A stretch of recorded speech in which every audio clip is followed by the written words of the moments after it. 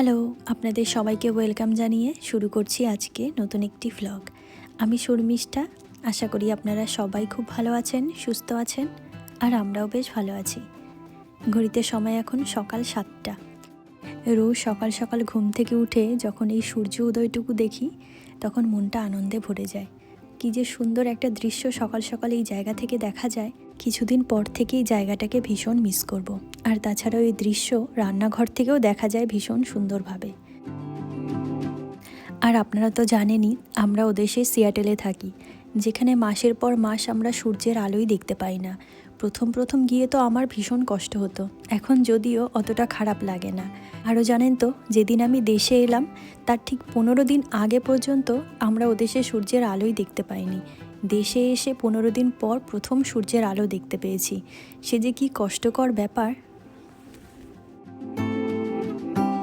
এদিকে সকাল সকাল কাকুর দোকানে নানান ধরনের সবজি চলে এসেছে।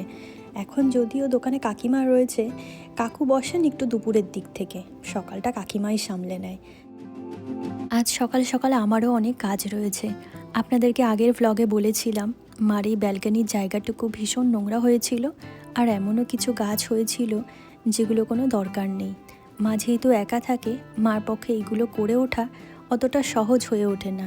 আর যেহেতু আজ আমি রয়েছি, তো ভাবলাম আজ সকাল সকাল অন্য কোনো কাজ না করে মার এই ব্যালকনিটাকে একটু অর্গানাইজ করে দিই। আর ওই ব্যালকনিটা যেহেতু মেইন রাস্তার ধারেই, তাই কম বেশি সবসময় ধুলো হতেই থাকে, আর সেই সঙ্গে গাছগুলোও নোংরা হয়ে যায়। আর এদিকে আমার মা একটা আলুর গাছ লাগিয়েছিল, সেটার থেকে দেখছি ছোট ছোট অনেকগুলোই আলু ধরেছে। খুব বেশি গাছ এখানে ছিল না, ওই কয়েকটা ছোট ছোট ফুলের গাছ, একটু দূর্বা, তুলসী পাতা, পুদিনা, এগুলো। আর এই কাঁচিটা নিয়ে এসেছিলাম সকাল সকাল গাছগুলোকে কাটিং করার জন্য। কাটিং করতে এসে আমি গাছগুলোকে নিয়েই বসে পড়েছি, তাই কাঁচি দিয়েই আপাতত কাজ চালিয়ে নিচ্ছি। আরও জানেন তো, এখানে আসার পর না খুব অলস হয়ে গেছি, কোনো কাজই তেমনভাবে করতে ইচ্ছা করে না। কাল রাত্রে ভাই এসেছিল, একটা বোগেনভেলিয়ার গাছ দিয়ে গেছে, আর ওই গাছটা দিয়ে গেছে বলেই ভাবলাম আজকে সকালে অন্য সমস্ত কাজ সেরে আগে মায়ের ব্যালকনিটাকে পরিষ্কার করে দিই। দিকে দেখেছেন সকাল সকাল বেশ অনেকগুলো আলু পেয়ে গেছি আমরা। আজকে বিকেলের দিকে বেরিয়ে আরও কিছু ফুলের গাছ নিয়ে আসার ইচ্ছে আছে। এবার চলুন, সকাল সকাল বিরাট বড় একটা কাজ সেরে নিয়েছি, আর এখন না বেশ খিদেও পেয়ে গিয়েছিল, তাই সময় এখন ব্রেকফাস্ট করার। ওকেও একটু দিয়ে দিয়েছি, আর একই সঙ্গে আমিও ব্রেকফাস্ট করে নিয়েছি। কাল যখন মায়াপুরে গিয়েছিলাম সেখান থেকেই গজাটা আর কেকটাকে নিয়ে এসেছি, সেটাই আজকে সকালে ব্রেকফাস্টে ওকে দিয়ে দিলাম। আর মা করেছিল একটু ডিম ভাজা। এবার দাঁড়ান, আপনাদের সকলকে আমার দিদার সঙ্গে পরিচয় করিয়ে দিই। যদিও দিদাকে আপনারা আমার ভ্লগে আগেও দেখেছেন, আজ সকালে ব্রেকফাস্ট করার পর যখনই আমরা বাজারে বের হব, হঠাৎ করে দেখলাম দিদা আমাদেরকে সারপ্রাইজ করে চলে এসেছে। দিদা তো আমাদেরকে জানিয়েই আসেনি, তাই দিদাকে দেখে আমরা সবাই অবাক হয়ে গিয়েছি। আসার পরপরই দিদার ভীষণ খিদে পেয়ে গিয়েছিল, তাই দিদা এখানে দিদার পছন্দের মুড়ি আর দই খাচ্ছে। এদিকে আমরা সকালের ব্রেকফাস্ট করে বাজারের দিকে বের হব এমন সময় দিদাকে দেখেছি। তো চলুন, এদিকে আমরা রেডি হয়ে গেছি। আর আমি আসার পরপর যেহেতু বাংলাদেশে চলে গিয়েছিলাম, তাই দিদার সঙ্গে এখানে এসে আমার দেখাও হয়নি। আসার পরে এই দিদার সঙ্গে প্রথম দেখা হলো। চলুন, আমরা নিচের দিকে চলেও এসেছি। একটু আগেও গিয়ে গ্যারেজ থেকে গাড়িটাকে নিয়ে এসেছি। না চালাতে চালাতে না গাড়িটাকে দেখলে বেশ মায়াও লাগে। আর আজকে আমরা যাচ্ছি চাকদা বাজারে। কৃষ্ণনগরের দিকে যেতে পালপাড়ার পরের স্টেশন চাকদা। আর তাছাড়াও আপনারা তো সবাই অসীম সরকারের নাম শুনেছেন, যিনি কবিগানের জন্য বিখ্যাত। তার বাড়িও কিন্তু পালপাড়াতে। যাওয়ার পথে ওনার বাড়িটা দেখতে পারবো। এই যে দেখুন, এই বাড়িটাই হলো বিখ্যাত কবি গায়ক অসীম সরকারের বাড়ি। কবিগান যদিও তেমনভাবে শোনা হয় না বা বুঝতামও না কবিগান কি। আমাদের পালপাড়াতে মাঝে মাঝে বড় কোনো অনুষ্ঠান হলে উনি আসেন গান করতে। সেখানেই একদিন ওনার গান শুনে তো মুগ্ধ হয়ে গিয়েছিলাম। ভীষণ সুন্দর গান করে উনি। আশা করি আপনারাও কম বেশি শুনেছেন। চলুন, আমরা প্রায় চাকদা বাজারে চলে এসেছি। আর ওই যে দূর থেকে যে মেটে রঙের ঘরটা দেখতে পাচ্ছেন, ওটা একসময় আমার স্কুল ছিল। 12টা বছর আমি স্কুলে কাটিয়েছি, বসন্তকুমারী বালিকা বিদ্যাপীঠ। আজ যখন এত বছর পর স্কুলের সামনে দিয়ে যাচ্ছিলাম, বুকটার ভেতর হাহাকার করে উঠছিল। চোখের কোণায় সামান্য জলও এসেছিল। স্কুলটার দিকে তাকাতেই সেই পুরনো স্মৃতিগুলো আজও চোখের সামনে ভেসে উঠল। কৈশোর বয়সের অনেক স্মৃতি এই জায়গাটুকু জুড়ে রয়েছে। আর এই ঘরটা দিয়ে না টিফিনের সময় আমরা বসে বাইরের দিকে তাকিয়ে থাকতাম। একটা সময় কত কমপ্লেন করেছি স্কুলটাকে নিয়ে, কবে স্কুলটা ছাড়বো, কবে স্কুলের গণ্ডি পেরিয়ে কলেজে যাব। আর এখন ভাবি আবার যদি একটা দিনের জন্য স্কুলে ফিরে যেতে পারতাম কী যে ভালো হতো। সেই দিনটা হয়তো আর কখনোই আসবে না। এবার চলুন স্কুলের স্মৃতি রোমন্থন করতে করতে রেলগেটের ওপারে চাকদার মাছ বাজারে চলে এসেছি। আর এই বাজারটাই চাকদাহের সবথেকে বড় মাছের বাজার। মাছ বাজারে ঢুকতেই দেখলাম কত বড় বড় ইলিশ মাছ। যদিও আজকে আমরা ইলিশ মাছ নেব না, আমাদের ফ্রিজ ভর্তি ইলিশ মাছ রয়েছে, না হলে আজকে মাছগুলো নিয়েই যেতাম। বেশ বড় বড় সাইজের ইলিশ মাছ এসেছে আজকে। আরও জানেন তো, আমাদের এই চাকদায় প্রত্যেক শুক্রবারে হাট বসে। সেদিন তো চাকদার ভেতরে ঢোকাই যায় না। জামা কাপড়ের দোকান থেকে শুরু করে মাছ বাজার, সবজির বাজারে ভীষণ ভিড় থাকে। আজকে যদিও হাটবার ছিল না, সেই জন্যই আমরা ফাঁকায় ফাঁকায় চলে এসেছি। হাটবার হলে তো আজকে বাজারে ঢুকতেই পারতাম না, এত ভিড় হয় প্রত্যেক দিন শুক্রবারে। আর এই মাছের বাজারটা প্রায় 10টা-11টা অবধি থাকে। সারা দিন বলতে গেলে খোলা থাকে। শুধু ওই সকালের দিকে জ্যান্ত জ্যান্ত টাটকা মাছগুলো পাওয়া যায়, মাঝে মাঝে রাতের দিকেও পাওয়া যায় আসলে।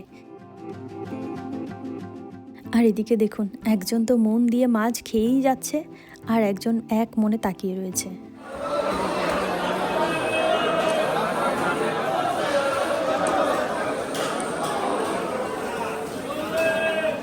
এদিকে ঘুরে ফিরে গিয়ে আমরা সেই ইলিশ মাছেই আটকে যাচ্ছি। যতবার ভাবছি যে বাড়িতে মাছ রয়েছে, ঘুরে ফিরে যেন কেন ওই জায়গায় যেতে ইচ্ছা করছে। তো যাই হোক, আজকে আমরা এসেছি কিছুটা চিতল মাছ নেওয়ার জন্য। বাড়িতে যদিও আজকে মাটন হচ্ছে, তবু আমার দিদা মাটন খায় না। ইলিশ মাছ তো রয়েছেই, তাই ভাবলাম দিদার জন্য একটু চিতল মাছ নিয়ে যাই। সারা বাজার ঘোরার পর মোটামুটি একটা সাইজ মতন চিতল মাছ পেয়েছি। এবার এটাকে কাটাই বাছাই করার পালা। এই মাছ নেওয়ার পর আমরা সোজা যাব আমাদের পুরনো বাড়িতে। তো চলুন এখন মাছটা নিয়ে নিই আগে। এদিকে মাছ নিয়ে যাওয়ার সময় ভাবলাম আমাদের পুরনো বাড়ি থেকে একটু ঘুরে আসি।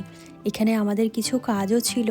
তো চলুন, ওই যে দূর থেকে যে পিঙ্ক কালারের বাড়িটা দেখলেন, ওই বাড়িটা তো আপনাদের আগেও দেখিয়েছি, ওটাই আমাদের বাড়ি। আর এই জায়গাতেই আমি ছোট থেকে বড় হয়েছি। এবার চলুন বাড়ির গেটটা খুলে ভেতরের দিকে যাই।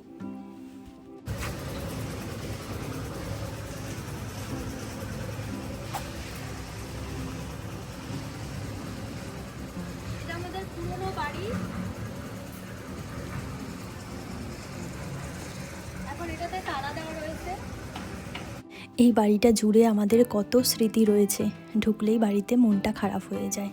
আর এই যে গাছটা দেখছেন, এই গাছটার বয়স আর আমার বিয়ের বয়স একই। এটা একটা টগর ফুলের গাছ। আমার বিয়ের 1 মাস পরে আমি গাছটাকে লাগিয়েছিলাম। কোনো রকম যত্ন ছাড়াই অনেক বড় হয়ে গেছে দেখলাম। বাংলাদেশে থাকতে যখন ওর লাগানো গাছের বাগানে ঘুরতে গিয়েছিলাম, সেখানে আপনাদের বলেছিলাম আমি একটা মেহগনি গাছ লাগিয়েছি। এই যে সেই গাছটা, একদম ছোট্ট একটা চারা গাছ ছিল, যে গাছটা আজ অনেক বড় হয়ে গেছে। তবে সব গাছই এখন অবহেলাতে বেড়ে উঠছে।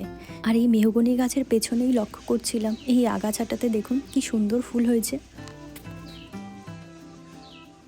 আমাদের এই বাড়িতে এখন আর যেহেতু থাকা হয় না, তাই এটা একটা ছোটোখাটো বাগান বাড়িতে পরিণত হয়েছে। অনেক ধরনের ফলের গাছ রয়েছে বাড়িতে। আগে অবশ্য অনেক গাছ ছিল, তবু ওই ঝড়ের মধ্যে লোকের বাড়িতে গিয়ে পড়ে, রাস্তার ওপরে পড়ে, তাই বেশিরভাগ গাছগুলোকে কেটে দেওয়া হয়েছে। আর এই পেয়ারা গাছটা ছিল বারুইপুরি পেয়ারা গাছ। এবছর অনেক পেয়ারা হয়েছে। আর এখন চলুন আপনাদেরকে আমাদের আরও একটা ঘর দেখাই। এই যে দেখেছেন, এই ঘরটাতে আমরা কখনোই সেভাবে থাকিনি। এই ঘরটা শুধুমাত্র জিনিসপত্র রাখার জন্যই করা হয়েছে, যদিও এখন এটাতে তালা ঝুলছে। প্রত্যেকটা ঘরের দিকে তাকালেই ভীষণ মায়া হচ্ছে। অবহেলায় অযত্নে ঘরগুলো কত খারাপ হয়ে গেছে, দেখতেও কত বাজে লাগছে। আর এই যে টিনের ঘরটা দেখছেন, এটা যখন আমরা প্রথম এই জায়গাটা কিনেছিলাম, তখন এই টিনের ঘরে থাকতাম। যদিও খুব বেশি দিন থাকা হয়নি, তার পরপরই আমরা চলে এসেছিলাম এই পাশের এই ঘরটাতে। আর এখন এই ঘর সবগুলোই তালাবন্ধ রয়েছে। আর এই যে সামনে যে ঘরটাকে দেখছেন ছোট, এটা হলো আমাদের ওয়াশরুম। আমরা যখন বড় ঘরে থাকতাম তখন বাকি ঘরগুলোতে ভাড়া দেওয়া ছিল, তবে এখন আমরা আর ভাড়া দিই না, শুধুমাত্র এই দিদাই থাকেন বাড়িটাকে একটু দেখে শুনে রাখার জন্য। আরও জানেন তো, এপাশের এই জায়গাটুকু জুড়ে 10-12টা নারকেলের গাছ আমি নিজে হাতে লাগিয়েছিলাম, যেগুলো আজ অনেকটাই বড় হয়ে গেছে, যেগুলো দেখলে একদিকে ভালোও লাগে আবার মায়াও লাগে। এই কলপাড়টুকু জুড়ে আমাদের দুবোনের অনেক স্মৃতি রয়েছে। ছোটোবেলায় আমরা দুবোন যখন এই কলে স্নান করতে আসতাম, তখন যদি আমি স্নান করতাম ওকে বলতাম, তুই আমাকে 10 বার কল চেপে জল বের করে দিবি, আমার স্নান হয়ে গেলে আমি তোকে আবার 10 বার কল চেপে দেবো। আর ঠিক এভাবে যখন আমার আগে স্নান হয়ে যেত, এর পরের বার আমি ওকে হয়তো 7 বার বা 8 বার দিয়ে বলতাম, তোকে 10 বার দিয়েছি। বা কখনো যদি ওর স্নান হয়ে যেত, ও 7 বার বা 3 বার দিয়ে আমাকে বলতো, তোকে আমি 10 বার দিয়েছি। এই নিয়ে দুজনের মধ্যে কি মারামারি আর ঝগড়া লেগে যেত ছোটোবেলায়। আর আজকে সেই কলের পাড়টা নষ্ট হওয়ার পথে। আসলে বাড়িতে না থাকলে সব জিনিসগুলো ধীরে ধীরে নষ্ট হয়ে যায়। আমাদের ক্ষেত্রেও ঠিক তেমনটাই হয়েছে। আর এপাশে উঠানের ওপরে একটা বড় আমড়া গাছ রয়েছে। এটা অবশ্য বিলেতি আমড়া গাছ। প্রত্যেক বছর অনেক টাকার আমড়া মা এই গাছটা থেকে বিক্রি করে। এদিকে দিদাকে দেখেছেন বাইরে বেশ কয়েকটা মাটির উনুন বানিয়ে রেখেছে। আমাদের বাড়িতে তো অনেক গাছপালা রয়েছে, প্রত্যেক বছর বছর যখন এগুলোকে ছাঁটাই করা হয় বা সারা বছর কম বেশি পাতা পড়তেই থাকে, তাই অনেক জ্বালানি বের হয়। দিদা সেগুলোকে রান্নার কাজে লাগিয়ে ফেলে। আর আপনাদেরকে আগেও বলেছিলাম আমাদের বাড়িতে অনেক কাঁঠালের গাছ আর সুপুরি গাছ রয়েছে। এই যে দেখুন, এই জায়গার মধ্যেই 3-4টে কাঁঠালের গাছ রয়েছে। প্রত্যেকটাতে এবছর অনেক কাঁঠাল হয়েছে। আর এটা যেহেতু রাস্তার দিকে রয়েছে, তাই বেশিরভাগ কাঁঠালগুলোই কিন্তু বাইরের দিকে। আমাদের এই ঘরের পেছনেও বেশ কিছু গাছ রয়েছে, তার মধ্যে একটা কাঁঠাল গাছও রয়েছে। এই গাছেও দেখেছেন একেবারে মাটি পর্যন্ত কাঁঠাল হয়ে রয়েছে। এই গাছটায় যে কতগুলো কাঁঠাল হয়েছে যা প্রায় গুণে শেষ করা যাবে না, একেবারে গাছের মাথা পর্যন্ত হয়ে রয়েছে। এই বাড়িটাকে দেখলে মনটা বারবার খারাপ হয়ে যায়। আমরা তো ওদের সেই কাঁঠালই পাই না, যদিও পাই সেটা হয়তো ফ্রোজেন, না হলে হয়তো পাকা কাঁঠালগুলোকে পিস পিস করে বিক্রি করা হয়। এই কাঁঠাল গাছের পাশেই রয়েছে আরও একটা নারকেলের গাছ। এই নারকেল গাছটাই আমাদের বাড়ির মধ্যে সব থেকে বড়। আর এই গাছটা থেকেও না মা প্রত্যেক বছর অনেক টাকার ডাব বিক্রি করে। আমাদের এই বাড়ি থেকে সুপারি থেকে শুরু করে ডাব, আমড়া, কাঁঠাল এগুলো বিক্রি হয়ে থাকে প্রত্যেক বছর। আমাদের বাড়িতে যেহেতু এগুলো খাওয়ার লোক নেই, তাই বিক্রি করে দেওয়া হয়। তবে অনেক দিন হয়েছে ডাব বিক্রি করা হয়নি, আমরা আসবো বলে। এই গাছটা হলো একটা গন্ধরাজ ফুল গাছ, যেটা আমার ভীষণ প্রিয়। আমাদের ঘরের সামনেও একটা রয়েছে। ওই যে দেখুন কাঁঠাল গাছের পাশ থেকে উঁকি মারছে। আর তাছাড়াও আমাদের বাড়িতে যেহেতু প্রচুর কাঁঠাল হয়, তাই আমাদের পাড়ার কাকিমারা, মাসিরা সবাই আসে, মাঝে মাঝে আমাদেরকে বলে কাঁঠাল নিয়ে যায়। কারণ এত কাঁঠাল কেই বা খাবে, আশেপাশের মানুষ খেলেও বেশ ভালো লাগে। আর আমাদের কলের পাড়েও আরেকটা কাঁঠাল গাছ রয়েছে, যেটাতে এবছর একটু কম কাঁঠাল হয়েছে। প্রত্যেক বছর এই গাছটাতেই বেশি কাঁঠাল হয়, কি জানি এবার কেন কম হলো। আর এটা হলো আমাদের ঘরের পেছনের দিকটা। আমরা যেহেতু এখানে এখন আর থাকি না, তাই পুরো বাড়িটা জুড়েই পাঁচিল দিয়ে রেখেছি। আরও জানেন তো, ছোটোবেলা থেকে আমরা জয়েন্ট ফ্যামিলি দেখেই বড় হয়েছি। আমাদের বাড়ি আগে ছিল বগুলার ট্যাংরাখালে। সেখানে জেঠু, কাকা, দিদি, ভাই বোন সবাই মিলে আমরা একসঙ্গে বড় হচ্ছিলাম। এর কিছুদিন পর যখন বাপি প্রথমবার চাকরি থেকে অবসর নিল, তারপরে আমরা চলে এসেছি এই বাড়িতে। তখন আমার বয়স 5 বছর। এরপর থেকেই আমি নার্সারিতে ভর্তি হই, তারপর আমার স্কুল, কলেজ সব এই বাড়ি থেকে। বগুলা থেকে যেহেতু আমরা অনেক ছোটোবেলায় এসেছি, সেখানকার কিছু স্মৃতি রয়েছে আবছা আবছা। তবে এই বাড়ির সঙ্গে আমাদের ছোটোবেলার অনেক স্মৃতি জড়িয়ে রয়েছে, আর যেগুলো আজও জীবন্ত। এই বাড়িটা দেখলে না মনে হয় আজও এই উঠোনের ওপর দিয়ে আমরা দুবোন দৌড়ে বেড়াচ্ছি। মা, বাপি, আমি, দিদি সবাই মিলে একটা সময় এই বাড়িটাকে জমজমাট করে রাখতাম। আজকে এই বাড়িটা পুরো বাড়ির মতন পড়ে রয়েছে।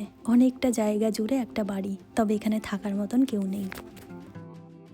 আমরা 4 জন থাকার পাশাপাশি এই বাড়িতে আরও একজন ছিল, যে ছিল আমার সবচেয়ে কাছের মানুষ। তিনি হলেন আমার ঠাকুমা। আর আমার ঠাকুমাই নিজে হাতে এই নিম গাছ আর বেল গাছটাকে লাগিয়ে রেখে গেছে। আজ ওই নিম গাছ, বেল গাছটা দাঁড়িয়ে রয়েছে, তবু আমার ঠাকুমা নেই। আর আমার ঠাকুমার কথা তো ভ্লগে আপনাদের আগেও বলেছি। আমার ঠাকুমা আমাকে সব থেকে বেশি ভালোবাসতো। এই যে মাঝখানে যে গাছটা, এটা নিম গুরুজ গাছ, সামনেরটা বেল গাছ আর পাশেরটা নিম গাছ। মাঝখানের গাছটা যদিও বা আমি লাগিয়েছি। এই বাড়ির দিকে ঘুরে তাকালেই মনে হয় আমরা 5 জন আবার আগের মতন ঘোরাফেরা করছি। বাপি বাজার করে নিয়ে আসছে, রান্না হচ্ছে, স্কুলে যাচ্ছি, কত কিছু এই বাড়িটা জুড়ে রয়েছে। এই বাড়িতে না বেশিক্ষণ থাকলে আমার ভীষণ কষ্ট হয়। এবার চলুন বাড়ির দিকে যাওয়া যাক।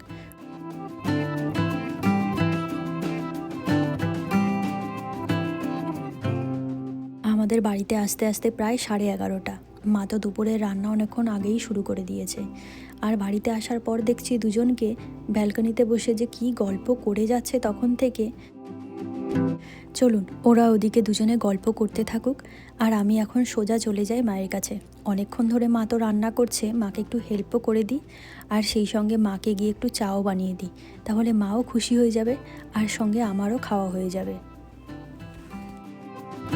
যদিও সকালে একবার চা খেয়েছি, তবে আমি আর মা একসঙ্গে থাকলে যে দুজনের কতবার চা খাওয়া হয়ে যায় তার ঠিক ঠিকানা নেই। তবু আমি একটু ভয়ে ভয়ে এসেছি রান্নাঘরে, কারণ দুপুরের দিকে যখন মা রান্না করে না তখন মার মাথাটা প্রচণ্ড গরম থাকে। এই বুঝি ভুলভাল কিছু একটা হয়ে গেলে পেছন থেকে একটা থাপ্পড় না দিয়ে বসে। বাড়ি আসার পরে যে দুই একটা চট থাপ্পড় খাইনি এটা বলাটা কিন্তু ভুল হবে, আর সেই জন্যই খুব যত্ন সহকারে ধীরে ধীরে চা বানাতে এসেছি।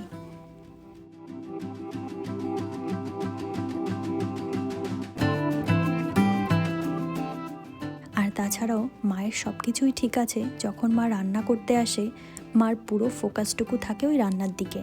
আমরা যদি রান্নাটা খেয়ে বলি ভালো হয়নি, বা কোনো কারণে যদি মার মনের মতো না হয় রান্নাটা, তাহলে মা আর খুব কষ্ট পায় নিজে মনে মনে। সেই জন্যই মা যখনই কাউকে রান্না করে খাওয়ায় একেবারে মন দিয়ে ফুল ফোকাস দিয়ে রান্না করে। তাই শুধুমাত্র এই রান্না করার সময় মার আশেপাশে কেউ যদি গিয়ে খুব ডিস্টার্ব করে তখন মা খুব রেগে যায়। আর এই জিনিসটা দেখেছি আমার মধ্যেও আছে, যখন আমি রান্না করি আমার আশেপাশে এসে যদি কেউ ডিস্টার্ব করে তখন আমার খুব রাগ হয়ে যায়। আমি জানি না আপনাদের কারো ক্ষেত্রে এমনটা হয় কি না, তবে এই স্বভাবটা বোধহয় মায়ের কাছ থেকেই আমার মধ্যে এসেছে। এই যে দেখুন ওরা আজকেও চলে এসেছে, আর ওদেরকে দেখা মাত্রই পুতুলটাকে ঝুলিয়ে রেখেছিলাম। কি যে লাফালাফি করছিল এই পুতুলটাকে দেখে, ওরা ভেবেছে ওদেরই কোনো ভাই বোনকে হয়তো ঘরের মধ্যে আটকে রেখে দিয়েছি। এই হনুমানটাকে দেখুন, এটা বোধহয় প্রেগনেন্ট। দাঁড়ান ওকে একটু খাবার দিই বেশি করে। কোথা থেকে লাফিয়ে লাফিয়ে চলে এসেছে জানলার ওপরে।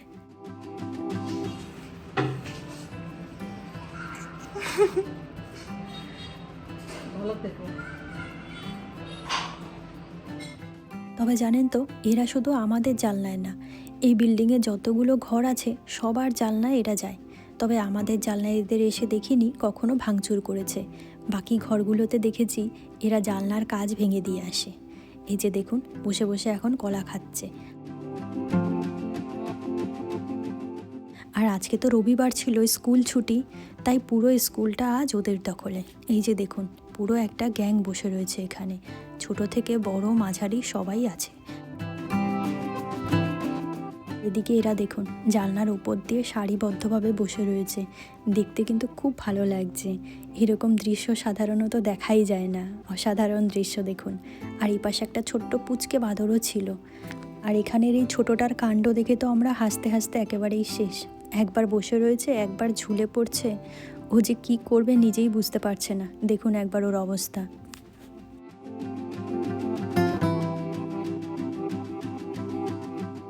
এদিকে আমার দিদা সবার আগে স্নান করে পুজো দিতে চলে এসেছে। আর আমার দিদা এই জায়গায় দাঁড়িয়ে দাঁড়িয়ে পুজো দিচ্ছে, কারণ দিদার কোমরে তো ভীষণ ব্যথা, কোমর নিয়ে দিদা নিচে বসতে পারে না। সেই জন্যই দিদা দাঁড়িয়ে দাঁড়িয়ে পুজো দেওয়ার চেষ্টা করে। যদিও দিদা 9টা-10টার মধ্যে পুজো সেরে ফেলে, যেহেতু দিদা এই জায়গায় আস্তে আস্তেও দেরি হয়ে গেছে, আর সবার মাঝখানে গল্প করতে করতে দিদার পুজো দিতে একটু দেরি হয়ে গেছে। এদিকে আমার মার কয়েক ধরনের রান্না হয়ে গেছে, এখন শেষ পর্বে চলছে মাটন।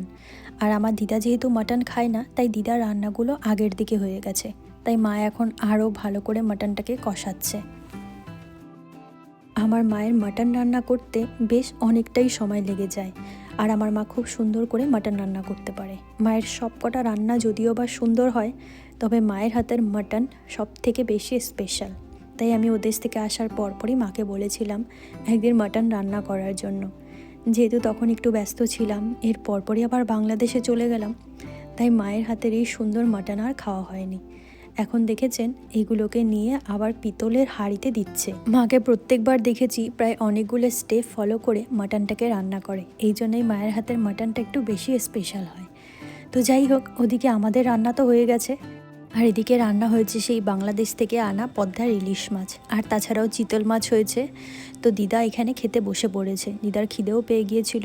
দিদা খাবার পর আমরা সবাই এক এক করে খেতে বসবো, কারণ ওরও এখনও স্নান হয়নি, মাও স্নান করে আসেনি। সবাই স্নান করে আসলে আমরা একসঙ্গেই খেতে বসে পড়বো। তো চলুন আজকের এই ভ্লগটি আমি এখানেই শেষ করব। আবার আপনাদের সঙ্গে দেখা হবে খুব শীঘ্রই নতুন একটি ভ্লগ নিয়ে। ততক্ষণের জন্য আপনারা সবাই খুব ভালো থাকবেন, সুস্থ থাকবেন। তাহলে আজকের জন্য টাটা।